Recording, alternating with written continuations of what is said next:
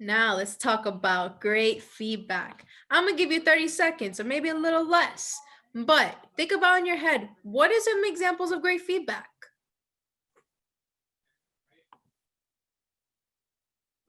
All right, let's not take too much time. So what kind of feedback do debaters find helpful?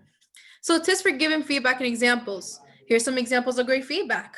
I found your argument about blank persuasive because of blank.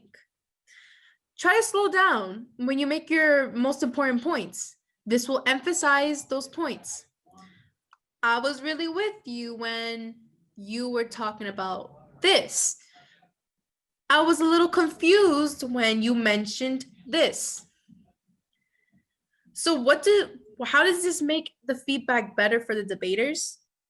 So these pieces of feedback is very specific and it tells the debaters in which particular way they can work out the next round.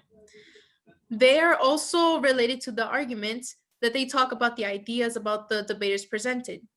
If they refer to presentation skills, it's to talk about how they presented to the arguments. They shared feedback that debaters can act on in the next round or two.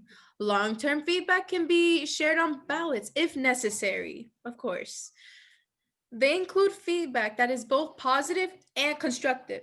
When giving feedback, we recommend that you give one piece of positive feedback and one piece of constructive feedback per team. If you're ever unsure about what to say for feedback, you can always share when you felt convinced and why, if you can, and which arguments were harder to follow. Remember that it's a debater's job to keep you with them. So if you're confused, they should know. It's your job to give feedback, so don't feel shy about sharing your thoughts on the round. Some pieces of feedback and advice are less than helpful for debaters. Out of respect for students, please avoid commenting on things that debaters can't change in the moment, like their physical appearance, culture, reading fluency, accent, and or pronunciation. Some examples of this might include 1. Try to improve your accent and pronunciation. 2. Wear different clothing. 3. Adjust your attitude. And 4. Don't stutter.